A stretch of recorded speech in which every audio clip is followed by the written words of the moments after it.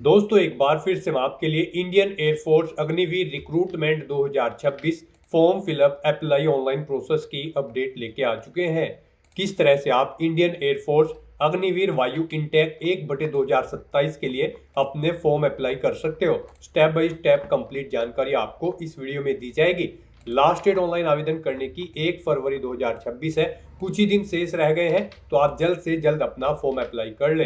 Form apply करते समय अगर आपके सामने कोई भी टेक्निकल प्रॉब्लम आ रही है, कोई भी टेक्निकल डिफिकल्टी आ रही है, तो उसका हल भी आपको इस वीडियो में मिल जाएगा। आवेदन करते समय आपको कोई भी ऐसी गलती या फिर मिस्टेक नहीं करनी होगी जिसको करने से आपका एप्लीकेशन फॉर्म रिजेक्ट हो सकता है। फॉर्म अप्लाई करते समय आप अपना रजिस्ट्रेशन किस प्रकार से करोगे, किस तरह से आपको अपनी पर्सनल डिटेल या फिर क्वालिफिकेशन की डिटेल फिल करनी होगी, किस तरह से आप एग्जाम सिटी प्रेफरेंस दोगे, किस तरह से आपको अपना लाइव फोटो कैप्चर करना होगा, डॉक्यूमेंट सिग्नेचर थंब इंप्रेशन आप किस प्रकार से कितने केबी में अपलोड करोगे, फीस पेमेंट करते हुए रजिस्ट्रेशन से लेकर प्रिंट तक आपको किस तरह से अपना फॉर्म फिल कर लेना होगा।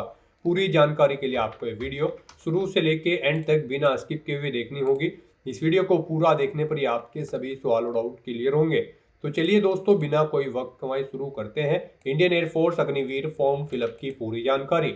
फॉर्म भरने से पहले आपको सबसे पहले हमारी वेबसाइट IND सरकारी नौकरी के इस पेज पर विजिट करना होगा, जिसका लिंक आपको नीचे description plus first comment box में मिल जाएगा। और हमारे इस पेज पर विजिट करके आप यहां से इंडियन एयरफोर्स अग्निवीर का फॉर्म अप्लाई कर सकते हो। इंडियन एयरफोर्स भारतीय वायुसेना की ओर से अग्निवीर वायु इंटेक 1/2027 का नोटिफिकेशन रिलीज कर दिया गया था, जिसके लिए ऑनलाइन आवेदन करने की लास्ट डेट 1 फरवरी 2026 है। क्वालिफिकेशन की अगर बात की जाए तो +2 और डिप्लोमा धारक कैंडिडेट इस भर्ती के लिए अप्लाई कर सकते हैं। 12वीं पास और यहाँ पर वोकेशन कोर्स या फिर डिप्लोमा से आप अप्लाई कर सकते हो। एज लिमिट 17.5 से 21 वर्ष है। 1/1/2006 से 1/7/2009 के बीच में कैंडिडेट का जन्म होना चाहिए। ऑल कैटेगरी कैंडिडेट के लिए 550 रुपये फीस है, जो कि आप ऑनलाइन मोड से पेमेंट कर सकते हो। सिलेक्शन होगा written test, physical test, medical test के आधार पे। ऑनलाइन आप ऑल इंडिया से अप्लाई कर सकते हो ifrecruitment.edcil.co.in पोर्टल से। इंपोर्टेंट लिंक सेक्शन के अंतर्गत ऑफिशियल नोटिफिकेशन PDF लिंक पर क्लिक करके आप इसकी PDF डाउनलोड कर सकते हो। इसमें आपको यहाँ पर कंप्लीट डिटेल देखने को मिल जाएगी, जैसे कि आपकी क्वालिफिकेशन क्या रहेगी, क्या आपकी एज लिमिट है, क्या आपका सिलेक्शन क्राइटेरिया, फिजिकल क्राइटेरिया की डिटेल, सैलरी की जानकारी, रनिंग की जानकारी आप चेकआउट कर ले, और यहाँ पर हाइट चेस्ट की जानकारी आप चेकआउट कर सकते हो। फॉर्म अप्लाई करते समय आपको किस प्रकार से अपना लाइव फोटो कैप्चर करना होगा, डॉक्यूमेंट सिग्नेचर कैसे और कितने केबी में आप अपलोड करोगे, पूरी प्रक्रिया आपको इस PDF में देखने को मिल जाएगी। तो आवेदन करने से पहले आपको ये ऑफिशियल नोटिफिकेशन की PDF पूरा पढ़ना अनिवार्य है। इसको पूरा पढ़ने से ही आपके सभी सवाल और डाउट क्लियर होंगे। PDF रीड आउट करने के बाद में आपको अप्लाई ऑनलाइन के इस लिंक पर क्लिक करना होगा, तो आपके सामने ऑनलाइन आवेदन करने का ये ऑफिशियल पोर्टल ओपन हो जाएगा। गाइस, यहाँ पर अगर आपने पहले से रजिस्ट्रेशन कर रखा है तो आपको अपनी यूजर ID एंटर करनी है, अपना पासवर्ड आपको एंटर करना है, ये कैप्चा कोड आपको यहाँ पर एंटर करना है और फिर साइन इन की स्टेप पर क्लिक करते हुए आपको अपने डैशबोर्ड में साइन इन करके अपना फॉर्म अप्लाई कर लेना है। और अगर आप इस भर्ती के लिए फर्स्ट टाइम अप्लाई करने जा रहे हो तो सबसे पहले यहाँ पर आपको अपना रजिस्ट्रेशन करना होगा। उसके लिए आपको यहाँ पर साइन अप की ये टैब दी गई है, आप इस पर क्लिक करें। आपके सामने यहाँ पर कुछ इस तरह से इंटरफेस ओपन होगा। अब यहाँ पर रजिस्ट्रेशन करने के लिए आपको 3 ऑप्शन दिए गए हैं। आप यहाँ पर डिजी लॉकर के थ्रू रजिस्ट्रेशन कर सकते हैं। अगर आपका डिजी लॉकर अकाउंट नहीं है, आप डिजी लॉकर पर अकाउंट क्रिएट करके अपना रजिस्ट्रेशन कर सकते हैं, या फिर आप सिंपली यहाँ पर डायरेक्टली अपना रजिस्ट्रेशन कर सकते हैं। तो इन तीनों में से आप किसी भी ऑप्शन का यूज करते हुए अपना रजिस्ट्रेशन कर सकते हैं। इनके लिए आपको इनके सामने क्लिक हियर के लिंक दिए गए हैं, इन पर क्लिक करके आप अपना रजिस्ट्रेशन कर सकते हैं। मान लीजिए आप यहाँ पर डायरेक्टली अपना रजिस्ट्रेशन करना चाहते हैं बिना डिजी लॉकर के, तो फिर यहाँ पर गाइज आप क्लिक हियर के इस ऑप्शन पर क्लिक करें। उसके बाद आपके सामने कुछ इस तरह से इंटरफेस ओपन होगा। अब आपको यहाँ पर अपनी 10वीं की मार्कशीट के अकॉर्डिंग अपना फुल नेम एंटर करना है, फिर आपको अपना मोबाइल नंबर एंटर करना है। मोबाइल नंबर एक बार फिर से एंटर करके उसे कंफर्म कर लेना है। अपना ईमेल एड्रेस एंटर करें, उसे एक बार फिर से एंटर करके कंफर्म कर ले। उसके बाद गाइज आपको यहाँ पर जनरेट OTP के इस ऑप्शन पर क्लिक करना है। फिर आपके सामने कैप्चा ऑथेंटिकेशन मोड ओपन होगा। अब आपको ये कैप्चा कोड यहाँ पर एंटर करना है और फिर सबमिट के इस ऑप्शन पर क्लिक कर देना है। फिर आपके रजिस्टर्ड मोबाइल नंबर और ईमेल आईडी पर ओटीपी गए होंगे, वो ओटीपी आपको यहाँ पर एंटर करने हैं और वैलिडेट के ऑप्शन पर क्लिक करते हुए आपको अपना मोबाइल नंबर और ईमेल आईडी यहाँ पर वेरीफाई कर लेने हैं। उसके बाद आपको डिक्लेरेशन सेक्शन में आई एग्री के चेकबॉक्स को ओके करना है। फिर आपको ये कैप्चा कोड यहाँ पर एंटर करना है और उसके बाद री-वेरीफाई के इस ऑप्शन पर क्लिक करना है। फिर यहाँ पर आपने रजिस्ट्रेशन में अब तक पीछे जो डिटेल प्रोवाइड कराई है उनका प्रीव्यू आपको शो कर दिया गया है। आपको इन्हें केयरफुली चेकआउट करना है, इनके सामने इन चेक बॉक्सेस को ओके करना है और उसके बाद गाइज आपको फिर सबमिट के इस ऑप्शन पर क्लिक करना है। इस तरह से यहाँ पर आपका रजिस्ट्रेशन सक्सेसफुली कंप्लीट हो चुका है। आपको एक एप्लीकेशन नंबर प्रोवाइड कर दिया गया है। ये एप्लीकेशन नंबर आपके रजिस्टर्ड मोबाइल नंबर और ईमेल आईडी पर भी सबमिट कर दिया गया है। साथ ही साथ उसमें एक डिफॉल्ट पासवर्ड भी सबमिट किया गया होगा। और गाइज यहाँ पर अब आपको अपना डिफॉल्ट पासवर्ड चेंज करना है। यहाँ पर अब आपको लॉग आउट करके अपना डिफॉल्ट पासवर्ड चेंज करना होगा। उसके लिए यहाँ पर आपको कह दिया गया है, तो अब आपको यहाँ पर क्लोज के इस ऑप्शन पर क्लिक करना है। फिर आपके सामने आपका डैशबोर्ड शो हो जाएगा। तो यहाँ पर अब आपको लॉग आउट के इस ऑप्शन पर क्लिक करना है और लॉग आउट करके यहाँ पर आपको अपना पासवर्ड चेंज कर लेना है। लॉग आउट करने के बाद आपके सामने कुछ इस तरह से इंटरफेस शो होगा। अब गाइस यहाँ पर आपको अपनी यूजर आईडी एंटर करनी है, यानी कि आपने जो ईमेल आईडी प्रोवाइड कराई थी वो ईमेल आईडी यहाँ पर आपको एंटर करनी है। आपकी ईमेल आईडी को आपकी यूजर आईडी यहाँ पर बना दिया गया है। तो आपने साइन अप करते हुए जो ईमेल आईडी यूज की थी, जिस पर आपका ओटीपी आया था, वो ईमेल आईडी आप यहाँ पर एंटर करें। फिर आपको अपना पासवर्ड यहाँ पर एंटर करना है। जो आपकी रजिस्टर्ड मोबाइल नंबर या फिर ईमेल आईडी पर डिफॉल्ट पासवर्ड आया है वो पासवर्ड आपको यहाँ पर एंटर करना है। ये कैप्चा कोड आपको यहाँ पर एंटर करना है और उसके बाद फिर आपको साइन इन के इस ऑप्शन पर क्लिक करना है। लॉगिन करने के बाद आपके सामने कुछ इस तरह से इंटरफेस ओपन होगा। अब गाइस यहाँ पर आपको अपना पासवर्ड चेंज करना है। पासवर्ड के लिए आपको कुछ गाइडलाइन दी गई है, आपको इन्हें ध्यान में रखना है। आपका पासवर्ड 8 से 15 कैरेक्टर के बीच में होना चाहिए और ये अल्फा न्यूमेरिक फॉर्मेट में होना चाहिए। मींस आपके पासवर्ड में कम से कम एक अपर केस कैरेक्टर, एक लोअर केस कैरेक्टर, एक इंटीजर नंबर और एक स्पेशल कैरेक्टर जैसे कि @ या फिर डॉलर होना चाहिए। तो इस फॉर्मेट में यहाँ पर आपको अपना नया पासवर्ड एंटर करना है। वही पासवर्ड आपको एक बार फिर से एंटर करके उसे कंफर्म कर लेना है। फिर आपको ये कैप्चा कोड यहाँ पर एंटर करना है और उसके बाद गाइज आपको यहाँ पर चेंज पासवर्ड के ऑप्शन पर क्लिक करते हुए अपना पासवर्ड चेंज कर लेना है।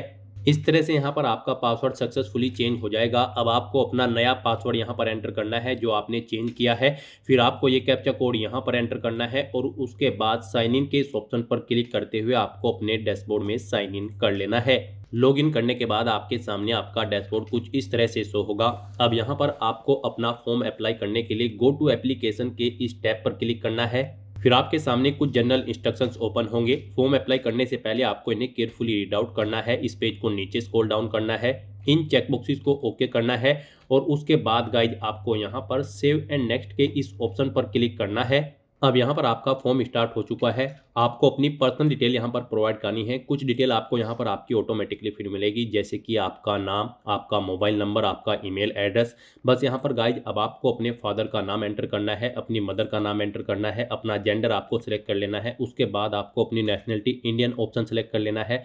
फिर आपसे पूछा गया है इस भर्ती के बारे में आपको कैसे पता चला है, व्हाट्सएप, न्यूज़पेपर या फिर वेबसाइट, आप इनमें से ऑप्शन सेलेक्ट करेंगे। उसके बाद यहाँ पर आपको इस ऑप्शन पर क्लिक करके अपनी डेट ऑफ बर्थ कैलेंडर में से सिलेक्ट कर लेनी है यहाँ पर। फिर आपको अपना मैरिटल स्टेटस यहाँ पर सेलेक्ट करना है। उसके बाद आपको इस पेज को नीचे स्क्रॉल डाउन करना है और यहाँ पर गाइज अब आपको अपनी डोमासाइल की डिटेल प्रोवाइड करनी है। यहाँ पर आपसे पूछा गया कि क्या आपके पास परमानेंट डोमासाइल है या फिर आप यहाँ पर बच्चे हैं एयरफोर्स पर्सनल सर्विंग कैंडिडेट के, या फिर आप यहाँ पर बच्चे हैं air force personal officer, airman, NCSE के। अगर इनमें से आप अपने अकॉर्डिंग ऑप्शन सेलेक्ट करेंगे। उसके बाद यहाँ पर आपको अपना डोमासाइल स्टेट सेलेक्ट करना है। फिर यहाँ पर आपको अपना डिस्ट्रिक्ट सेलेक्ट कर लेना है। फिर आपसे पूछा गया है कि क्या आप यहाँ पर इंडियन एयरफोर्स में अग्निवीर के तौर पर सर्विस कर रहे हैं। अगर कर रहे हैं तो आप यस ऑप्शन सेलेक्ट करेंगे और फिर यहाँ पर आप अपना अग्निवीर नंबर देंगे और यहाँ पर आप प्रेजेंट यूनिट एंटर करेंगे। नहीं कर रहे हैं तो आप नो ऑप्शन सेलेक्ट करेंगे। इस तरह से अपनी डिटेल प्रोवाइड करने के बाद फिर आपको सेव एंड नेक्स्ट के इस ऑप्शन पर क्लिक करना है। नेक्स्ट यहाँ पर आपको अपनी कम्युनिकेशन डिटेल प्रोवाइड करनी है। यहाँ पर आपको सबसे पहले अपना कोरोस्पोंडेंस एड्रेस एंटर करना है। यहाँ पर आप अपना कोरोस्पोंडेंस एड्रेस एंटर करें। उसके बाद यहाँ पर आपको अपने आधार के लास्ट के 4 डिजिट एंटर करने हैं। उसके बाद आपको यहाँ पर अपना परमानेंट एड्रेस एंटर करना है। यहाँ पर आप अपना परमानेंट एड्रेस एंटर करें और अगर आपका परमानेंट एड्रेस आपके कोरोस्पोंडेंस एड्रेस के अकॉर्डिंग सेम है तो फिर आपको यहाँ पर येस के इस ऑप्शन पर क्लिक कर देना है। ऑटोमेटिकली आपका परमानेंट एड्रेस आपके कोरोस्पोंडेंस एड्रेस के अकॉर्डिंग यहाँ पर फिल हो जाएगा। इस तरह से अपनी कम्युनिकेशन डिटेल प्रोवाइड करने के बाद फिर आपको सेव एंड नेक्स्ट के इस ऑप्शन पर क्लिक करना है। नेक्स्ट यहाँ पर आपको अपनी एजुकेशनल क्वालिफिकेशन की डिटेल प्रोवाइड करनी है। गाइज यहाँ पर एयरफोर्स अग्निवीर वायु इनटेक 1/2027 की इस भर्ती में पार्टिसिपेट करने के लिए आपका 12वीं क्लास पास आउट होना जरूरी है। फिजिक्स, मैथमेटिक्स और इंग्लिश सब्जेक्ट के साथ, या फिर आपके पास 3 साल का डिप्लोमा होना चाहिए इंजीनियरिंग कोर्स का, या फिर आपके पास 2 साल का वोकेशनल कोर्स होना चाहिए और इनमें आपके 50% मार्क्स कम से कम होने चाहिए। और यहाँ पर आपके पास तीनों में इंग्लिश सब्जेक्ट होना रिक्वायर्ड है और उसमें 50% मार्क्स आपके होने चाहिए। यहाँ पर अब आपको अपने अकॉर्डिंग ऑप्शन सेलेक्ट करना है। मान लीजिए आपने 12वीं क्लास पास आउट की है फिजिक्स, मैथ और इंग्लिश के साथ, तो आप यहाँ पर 10+2 ऑप्शन सेलेक्ट करेंगे। उसके बाद यहाँ पर आपसे पूछा गया है कि क्या आपको यहाँ पर 12वीं क्लास यानी कि इंटरमीडिएट 50% मार्क्स के साथ पास आउट डिक्लेयर कर दिया गया है और उसमें आपके पास इंग्लिश सब्जेक्ट में 50% मार्क्स हैं। अगर हैं तो आप यस ऑप्शन सेलेक्ट करेंगे और अगर आपके पास यहाँ पर इंजीनियरिंग डिप्लोमा कोर्स है तो आप इस ऑप्शन को सिलेक्ट करेंगे और फिर उसकी डिटेल देंगे। तो यहाँ पर अगर आपने 12वीं के साथ फिजिक्स, मैथ और इंग्लिश के साथ अपनी 12वीं की है तो आप फर्स्ट ऑप्शन को सिलेक्ट करेंगे और फिर यहाँ पर आपको येस ऑप्शन को सिलेक्ट करना है। फिर आपसे पूछा गया है कि क्या आपने यहाँ पर 12वीं क्लास फिजिक्स, मैथ एक सब्जेक्ट के तौर पर थे आपके पास 12वीं क्लास में, तो यहाँ पर भी आपको येस ऑप्शन सेलेक्ट करना है। फिर आपसे पूछा गया है कि 12वीं में आपको अपनी स्ट्रीम सेलेक्ट करनी है, आपके पास आर्ट थी, साइंस थी या फिर कॉमर्स। यहाँ पर आप अपने अकॉर्डिंग ऑप्शन सेलेक्ट करेंगे। यहाँ पर 12वीं अगर आपने साइंस स्ट्रीम के साथ पास आउट नहीं की है तो फिर आपके पास इंग्लिश होनी चाहिए आर्ट या फिर कॉमर्स स्ट्रीम में भी और उसमें आपके 50% मार्क्स होने चाहिए। तो यहाँ पर आपको अपनी चॉइस के अकॉर्डिंग ऑप्शन सेलेक्ट करना है जो भी स्ट्रीम आपके पास 12वीं में थी। उसके बाद यहाँ पर आपको स्ट्रीम सेलेक्ट करनी है।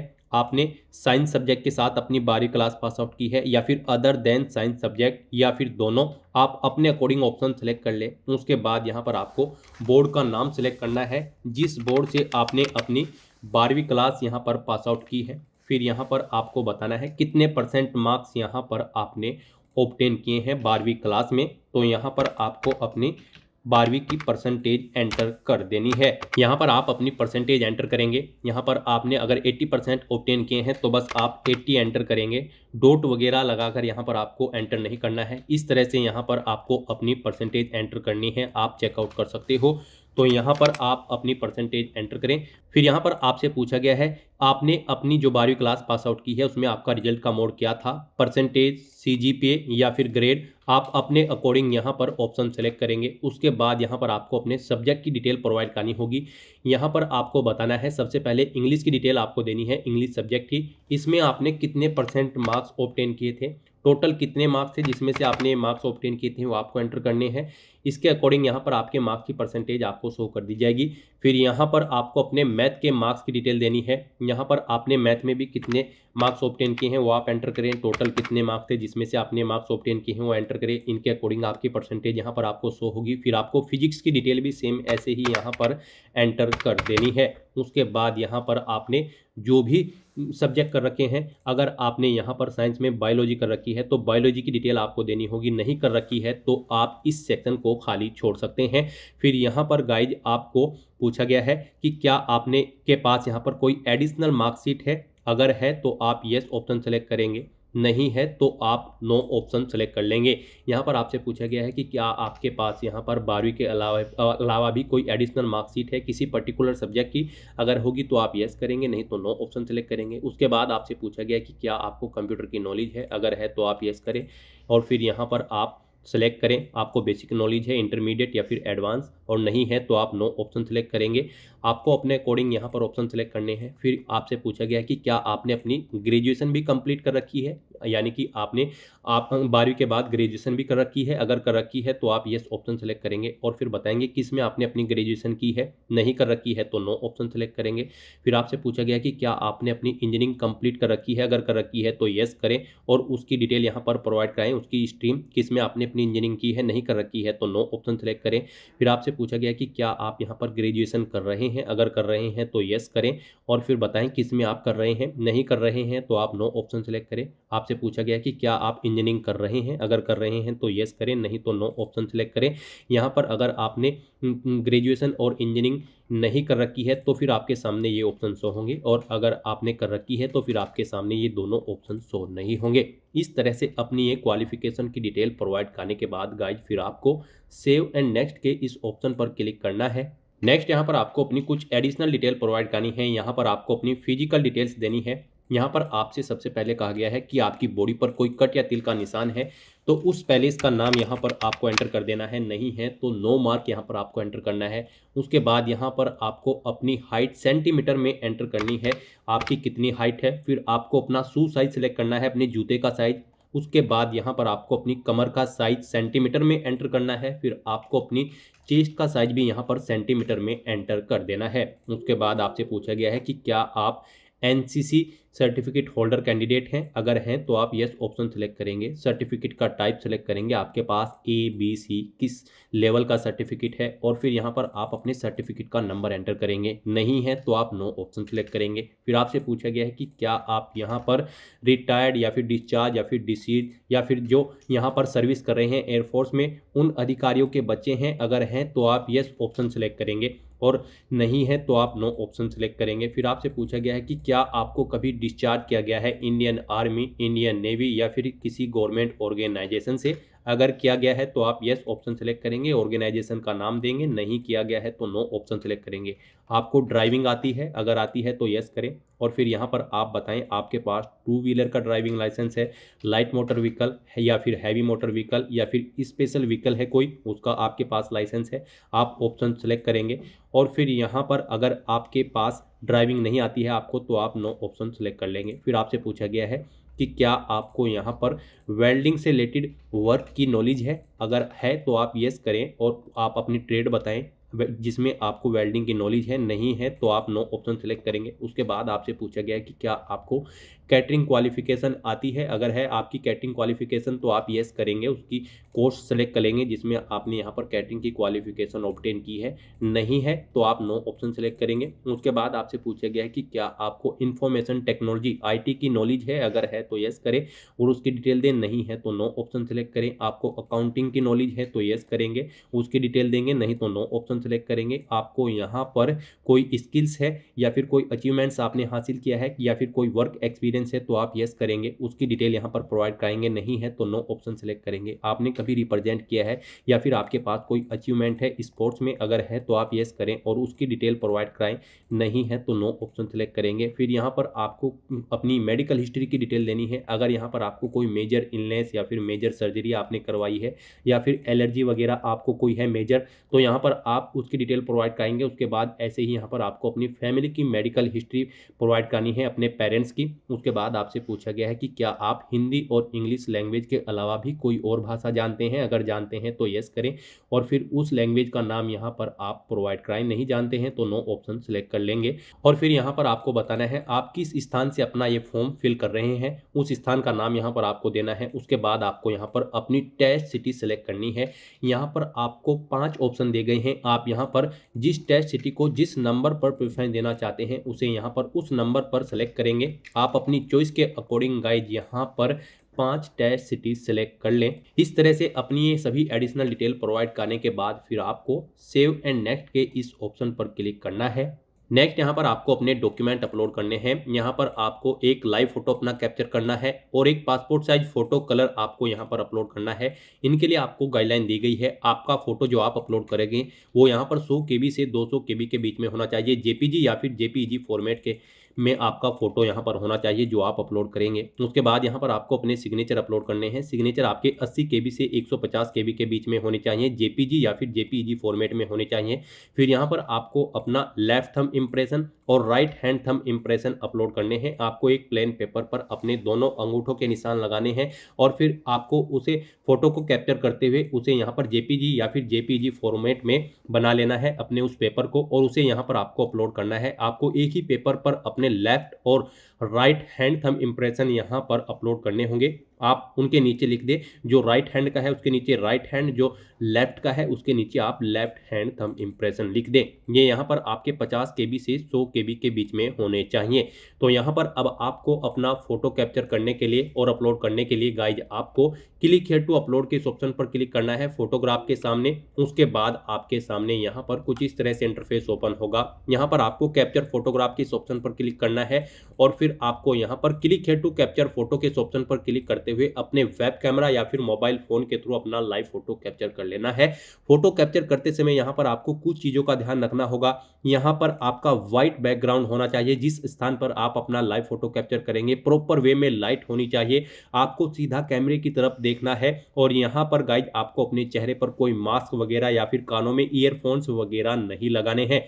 तो यहाँ पर आप click here to capture photo के ऑप्शन पर क्लिक करते हुए इन गाइडलाइंस को ध्यान में रखते हुए अपना लाइव फोटो कैप्चर कर लेंगे। उसके बाद यहाँ पर आपको अपना पासपोर्ट साइज फोटो अपलोड करना है। उसके लिए आप अपलोड फोटोग्राफ के ऑप्शन पर क्लिक करें और यहाँ पर आपको गाइडलाइन दोबारा से बता दी गई है। आपका फोटो 100 KB से 200 KB के बीच में होना चाहिए। जेपीजी या फिर जेपीजी फॉर्मेट में होना चाहिए। डायमेंशन उसकी 3.5 सेंटीमीटर इंटू 4.5 सेंटीमीटर होनी चाहिए। तो अपना recent passport size photo upload करने के लिए आपको drop files here slash browse to upload के इस ऑप्शन पर क्लिक करना है। फाइल को सिलेक्ट कर लेना है और अपना लाइव फोटो यहां पर कैप्चर करने के बाद अपना रिसेंट पासपोर्ट साइज फोटो भी आपको अपलोड कर देना है। इस तरह से यहां पर आपको अपना फोटो कैप्चर करना है और फोटो अपलोड करना है।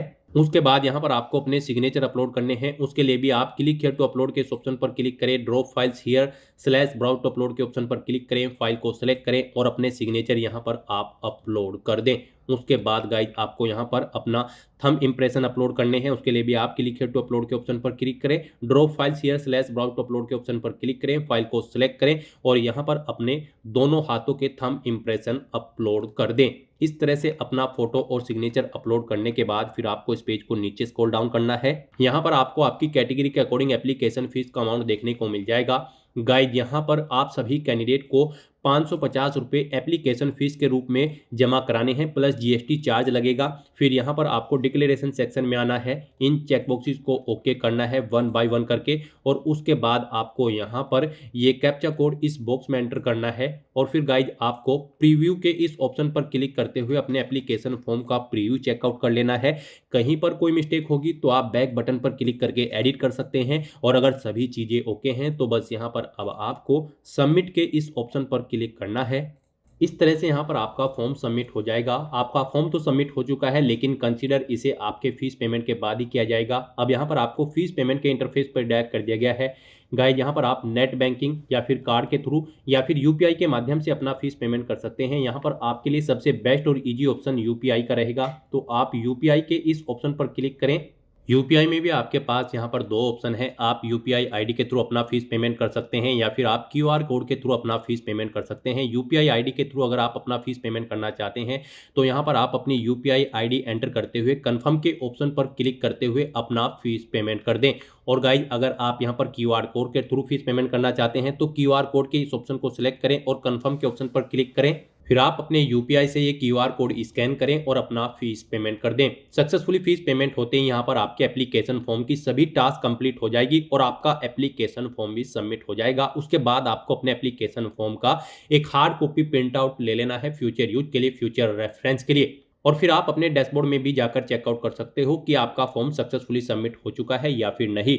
तो दोस्तों ऐसे आप इंडियन एयरफोर्स अग्निवीर वायु इनटेक 1/2027 के लिए अपने फॉर्म अप्लाई कर सकते हो बिना कोई मिस्टेक किए हुए। आज की इस वीडियो में बस इतना ही। आई होप ये वीडियो आपको पसंद आई होगी। अगर पसंद आई हो तो इसे लाइक और शेयर करें। चैनल पर नए हो तो इसे सब्सक्राइब कर लें। Thanks for watching.